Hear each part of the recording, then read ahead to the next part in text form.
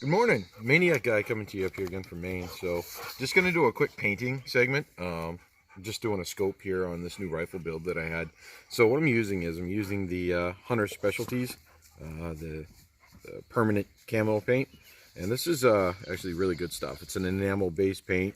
So it's, I mean, this is all purpose. And eventually, initially, the initial kits of this that they sold, they made so you could, they marketed them for painting boat motors and things like that. So they're oil resistant, waterproof, heat proof / resistant. So basically I've done several rifles with this stuff over the years, and they really hold up very well. And if you ever pick up a scratch or something, you just touch it up.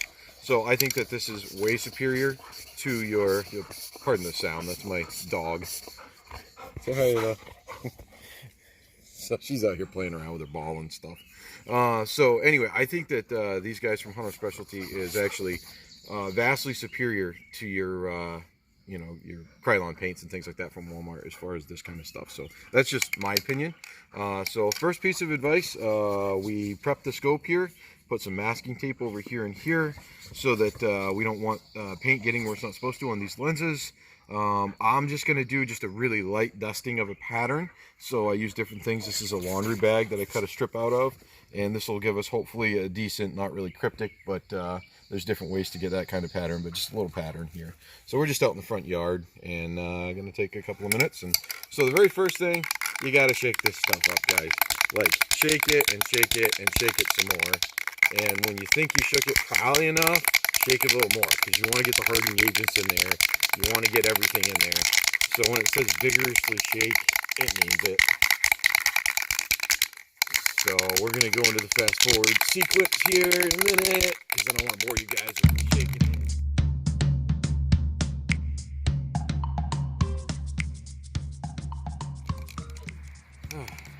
Okay guys, so I think we're going to call that good.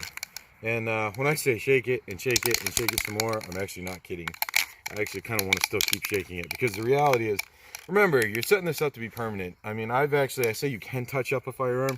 I've had a couple rifles done with this stuff for over 12 years now. And I did a paintball gun once too, and those take a lot of beating. And honestly speaking, I've never touched up one yet. So it's always held up. So take the extra couple minutes and shake it. You're talking about 3 minutes of your life to do it right. Wait for this truck to go by. Rural Maine problems. Logging trucks and dump trucks going to the sand pit down the road. So anyway, so do a quick test spray to make sure you don't have any clumping. I'm going to spray this way. Just going to be off camera for a split second. Just going with the way the wind's blowing. All right. So I've got a drop cloth down here, just a rag. I don't really care about this table. It's an old table anyway. So, and what you want to do is you don't want to be right up close to it because you'll get runs. And you want to just remember, less is sometimes more.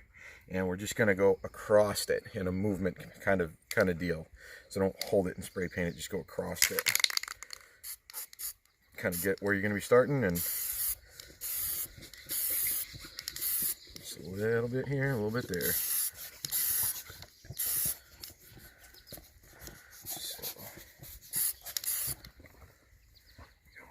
There, and just kind of pick it up. You can wear gloves and things when you do this. You certainly don't have to. You're gonna get some on your hands if you don't, but that's not the end of the world.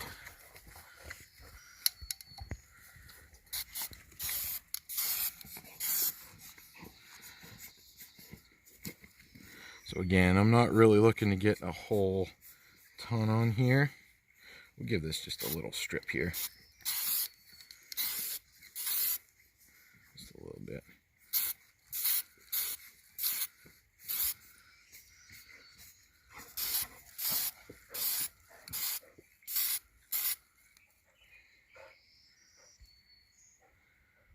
Actually, I'm thinking probably, I know it doesn't look like much, but as I said, sometimes less is more with these kind of things. This isn't a super expensive optic I'm working with here. This is a BSA. So now we'll we don't want the paint to stick to that, so we'll just kind of see what we've got here. Very carefully unwrap it so we don't smudge it. See what it looks like. And that's about what we were going for right there.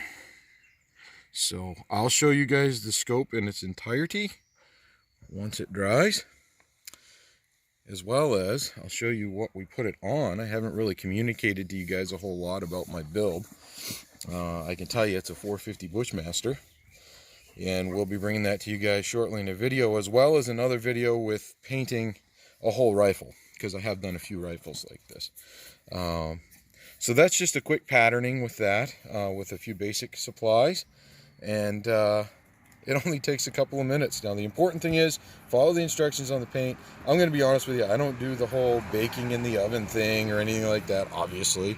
Some people do though, but it's not Cerakote, it's just rattle can paint. So I will actually let this dry, honestly, before I shoot or bring it anywhere serious. I'm not going to be doing anything with this for a couple of days. I'm just going to put it somewhere and let it be and let everything cure. They say you're good in a few hours. I like to be overcautious. And one more thing. Let's just go over here. What you're going to want to do is you're going to want to invert the can when you're done with it, because I've had this can for, a couple of years now. Invert the can and spray this way until the paint stops coming out and just the propellant comes out. So you'll see what I'm talking about. There you go. You can kind of hear, the tiny bit of paint's coming out, but you can kind of hear the difference. And what that does is that actually clears the nozzle, so you won't get any paint that's clogged up in the nozzle. So, alright guys, well hey, thanks for watching. It's always good to have you guys along.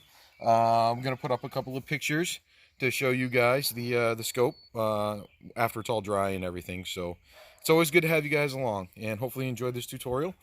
Feel free to post if you have any questions. And from up here in Maine, until next time, have a good one.